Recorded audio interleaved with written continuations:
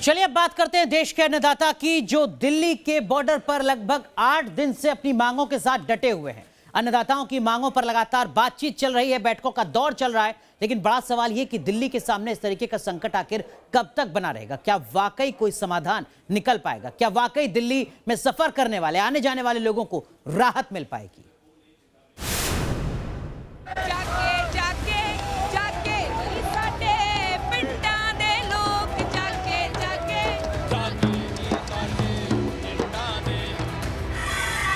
किसान आंदोलन से जूझती दिल्ली, जाम में त्राहिमाम करती दिल्ली। आंदोलन के 8वें दिन बेहाल दिल्ली। दिल्ली के बॉर्डर पर अब भी सड़कों पर किसानों का कब्जा है और दिल्ली वाले जगह जगह जाम में जूझने के लिए मजबूर हैं। सबसे पहले देखिए गाजीपुर बॉर्डर की हालत। यहाँ किसानों ने NH9 को जाम कर दिया। किसानों ने NH9 को पूरी तरह से जाम कर लिया है और तस्वीरें देख सकते हैं दिल्ली यूपी गाजीपुर बॉर्डर की। किसान NH9 पर बैठ गए हैं और जो मेन लाइन है उसी को किसानों ने कैप्चर किया है। दरअसल किसान लगातार इस बात को कहते नजर आ भी रहे थे कि NH9 को जाम करेंगे अगर वार्ता का कोई निष्कर्ष नहीं निकलता है, लेकिन आज भी देख सकते हैं किसानों ने किस तरह से जो पुलिस के बैरिकेड से उन्हीं को NH9 पर लगाकर NH9 पर कब्जा जमा लिया है। सीधी तस्वीरें आप देख सकते हैं। हमें ये काले कानून वापस ले लो, जो हमारा समर्थन मूल्य, न्यूनतम समर्थन मूल्य हमें लिखित में ऐसा है, सरकार कोई भी मांग पूरी करने के लिए तैयार नहीं है, केवल मीठी गोली दे रही है। गाजियाबाद बॉर्डर के पास किसानों का हंगामा जारी रहा। ट्रैक्टर ट्रॉली पर सवार किसान सड़क पर डटे रहे और लोग जाम में फंसते रहे। हालांकि पुलिस प्रशासन के अधिकारियों ने किसानों को समझा बुझाकर कोशिश की, लेकिन किसान नहीं माने। इस दौरान घंटों लंबा जाम लगा रहा। हालांकि राहत की बात ये रही कि किसानों ने जाम में फंसी एम्बुलेंस को रास्ता दे दी। NH9 पर लगे लंबे जाम की वजह से लोगों को हो रही परेशानी। कई लोगों को तो हॉस्पिटल भी जाना है। लोगों को समझ में नहीं आ रहा कि वो क्या करें। यूपी दिल्ली गाजीपुर बॉर्डर पर NH9 को जाम करने की तरफ किसान आगे बढ़े।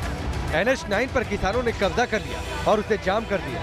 इस समय हम गाजियाबाद यूपी दिल्ली गाजीपुर बॉर्डर पर मौजूद हैं और तस्वीरें आप देखेंगे तो हजारों की संख्या में जो किसान हैं इस समय गाजीपुर दिल्ली यूपी बॉर्डर पर डटे हुए हैं। दरअसल किसानों ने यहां पर एक महापंचायत का आह्वान भी किया है, जिसमें यूपी के सहित वेस्टर्न यूपी के तमाम जो किसान हैं वो यहां पहुंच रहे हैं। 8वें दिन भी किसान अपनी मांग पर अड़े हैं और दिल्ली आने के लिए उन्होंने बॉर्डर पर डेरा डाल रखा है। ऐसे में आंदोलन की आंच कब शांत होगी और कब दिल्ली को जाम से निजात मिलेगी, फिलहाल कहना मुश्किल है। गाजियाबाद से हिमांशु शर्मा के साथ टीम न्यूज़ नेशन। ऐसे में आपके जहन में यह सवाल आ सकता है कि अचानक ऐसा क्या हुआ कि देश का अन्नदाता सड़कों पर निकल आया। हम आपको जरा आंकड़ों के जरिए कुछ स्थिति को समझाने की कोशिश करते हैं कि साल दर साल, दशक दर दशक किस तरीके से हालात रहे हैं देश के अन्नदाताओं के। जो सरकारी आंकड़े हैं वो बताते हैं कि हमारे देश में तकरीबन 15 करोड़ किसान हैं। 15 करोड़ किसान में किसान और खेतीहर मजदूर दोनों को मिलाकर यह आंकड़ा तकरीबन 15 करोड़ है। इसमें से 80% किसान इस देश में छोटे किसान हैं। सबसे ज्यादा हैरानी की बात यह है आपके लिए कि केवल 6% किसान ऐसे हैं जिनको मिनिमम सपोर्ट प्राइस का जो फायदा है वो मिल पाता है, वो MSP जिसको लेकर संघर्ष लगातार चल रहा है। 94% किसान बाजार और बिचौलियों के भरोसे हैं। लेकिन इस सब का असर क्या है वो जरा देखिए। 2019 का यह आंकड़ा है जिसमें 10,281 किसान खुदकुशी करते हैं। 10,281 किसान खुदकुशी करते हैं, मतलब हर दिन 28 किसान इस देश के खुदकुशी करने को मजबूर हैं। और यह हालात सिर्फ एक साल के नहीं है, साल दर साल, दशक दर दशक इसी तरीके के बदतर हालात किसानों के सामने बने रहे। 17 राज्यों का आंकड़ा क्या है वो हम आपको बता रहे हैं। 2016 के